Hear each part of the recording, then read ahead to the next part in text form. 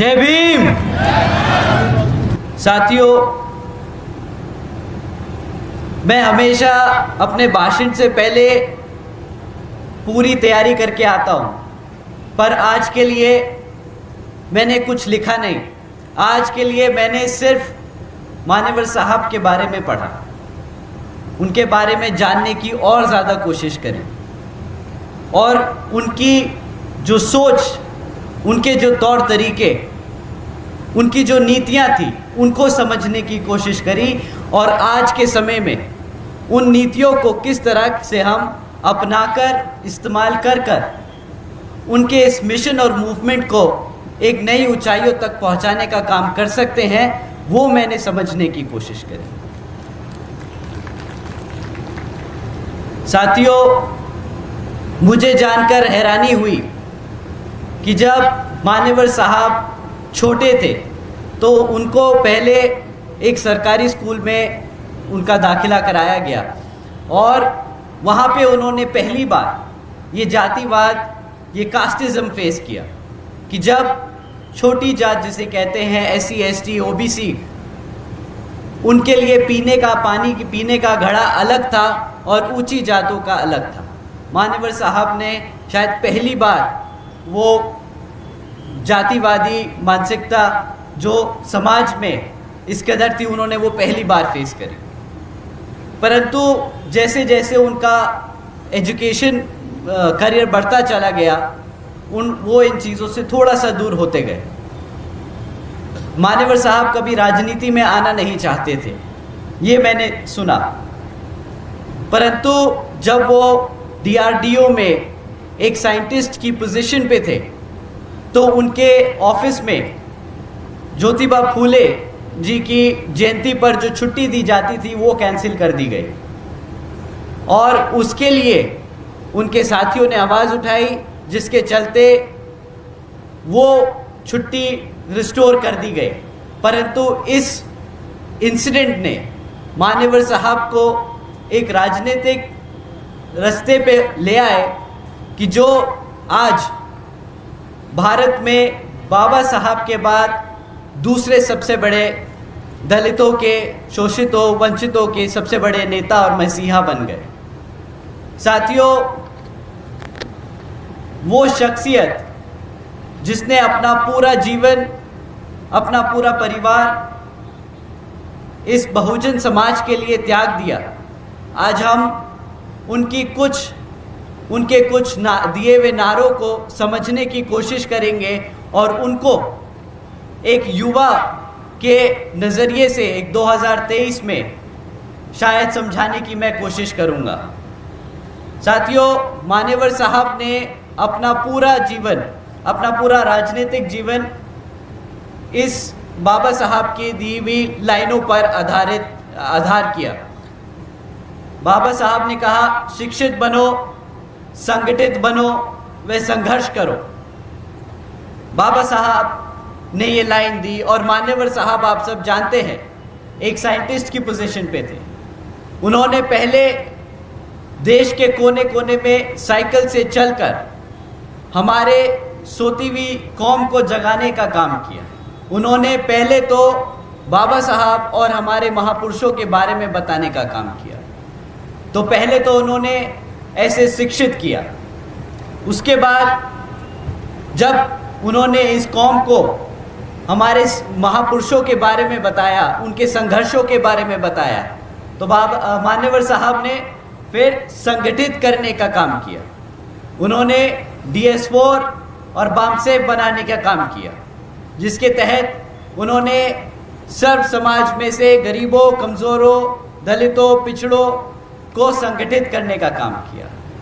और उसके बाद जब हमारी कौम, हमारी समाज संगठित होने लगा तो उसको एक राजनीतिक ताकत देने के लिए BSP की स्थापना करी।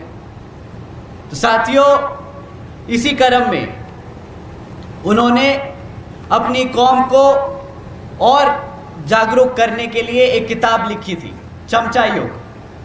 आज 2023 में उस किताब की उतनी ही अहमियत है जितनी उन्होंने जब पहली बार लिख के रिलीज़ करी थी तब थी। आज चमचों की शक्ल और अकल दोनों बदल गई है। पहले चमचे इस कदर हुआ करते थे कि वो दलित पिछड़े समाज से नेता तो बनते थे, पर कांग्रेस और बीजेपी जैसी पार्टियों में नेता रहते थे और उनके इशारों पर हमारे समाज का उत्पीड़न और उनके वोट की खरीद फरोख्ती करते थे। परंतु आज वही चमचे थोड़े से स्मार्ट हो गए हैं और वो भी अब नीला झंडा लेके घूमते हैं। वो भी आजकल बाबा साहब के नारे लगाते हैं, मान्यवर साहब के नारे लगाते हैं। हमें इन्हीं बेरूपियों से समझ के और संभल के रहना होगा। वो आएंगे, बातें करेंगे और आपको बहलाने की कोशिश करेंगे। वो जानते हैं कि अगर मान्यवर के सिखाए तैयार किए हुए सिपाही बीएसपी से अलग हो जाएं, तो ये बहुजन समाज कभी अपने पैरों पर नहीं खड़ा हो पाएगा और यही उनकी वो साजिश है।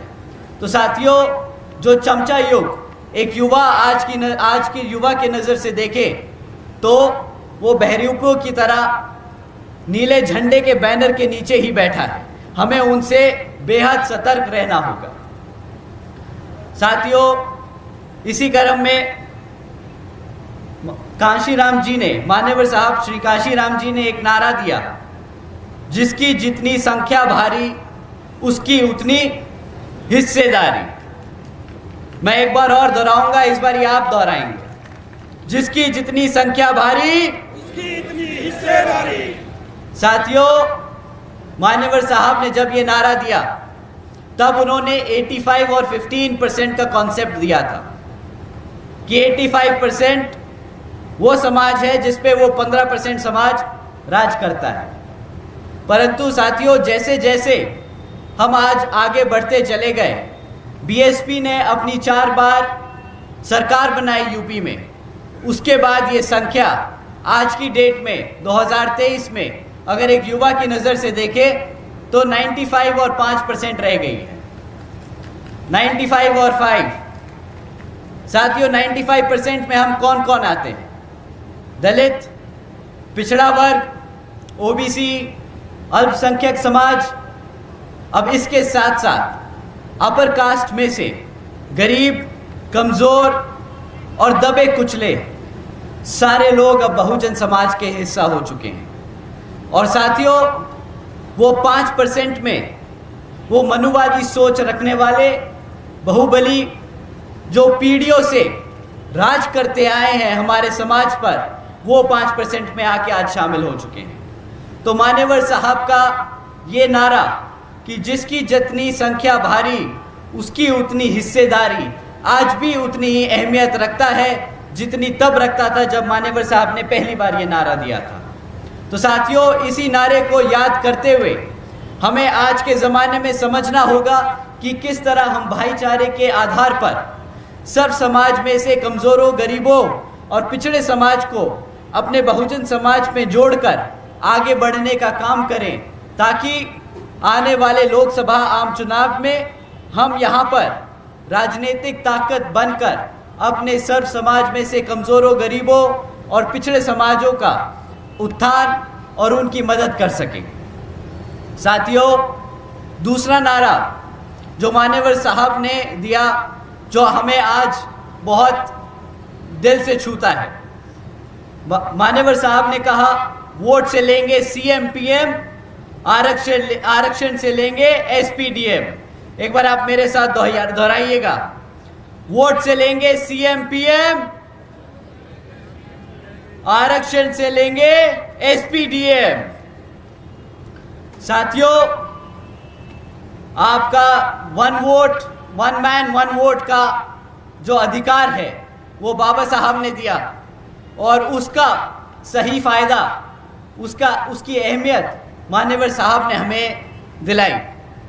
मान्यवर साहब ने कहा कि भाई तुम्हारा 1 वोट, तुम एक शख्स हो, तुम्हारा 1 वोट, एक वोट उतना महत्वपूर्ण है कि जिससे तुम अपनी खुद की सरकार बना सकते हो, तुम खुद राजा और शासक बन सकते हो। उसी चीज़ को ध्यान में रखते हुए साथियों, हमें ये चीज़ याद रखनी होगी कि आने वाले आम चुनाव में और उसके बाद विधानसभा आम चुनाव में अपने वोट को सही तरीके से इस्तेमाल कर बसपा के कैंडिडेट को जिताने का काम करें, ताकि उससे तो आप अपने सीएम को बनाएंगे जो आपके लिए दिन रात काम करेगा, और अपने आरक्षण की पूरी ताकत इस्तेमाल करते हुए आप अपने एसपी और डीएम बनाएंगे, ताकि ज़मीनी स्तर पे जो रोज़मर्रा आपको परेशानी में आती है उसमें आपकी मदद करने के लिए पूरी सरकारी नौकरियों में आपका पूरा हिस्सेदारी हो। साथियों, मान्यवर साहब का पहला नारा, जिसकी संख्या भारी उसकी उतनी हिस्सेदारी, यही नारा सरकारी नौकरियों में भी लागू होता है। तो साथियों, इसी चीज़ को ध्यान में रखते हुए मान्यवर साहब के इस बताए नारे को 2023 में हम इस तरह इस्तेमाल करें कि हर एक सरकारी नौकरी में अपने लोगों को पद दिलाने के लिए हम जी जान से मेहनत करें और रिजर्वेशन के लिए आगे लड़ते रहें। साथियों, इसी बात को ध्यान में रखते हुए मान्यवर साहब श्री कांशीराम जी के मिशन को अधूरा कर रही बहन जी ने पूरा करने का पूरा प्रयास किया, और आज मान्यवर साहब के परिनिर्वाण दिवस पे एक नारा मैं दोबारा दोहराना चाहूँगा कि मान्यवर श्री कांशीराम जी का मिशन अधूरा, बहन जी करेंगी पूरा। तो साथियों, एक बार दोहराइए मेरे साथ, मान्यवर साहब श्री कांशीराम जी का मिशन अधूरा, मान्यवर साहब श्री कांशीराम जी का मिशन अधूरा।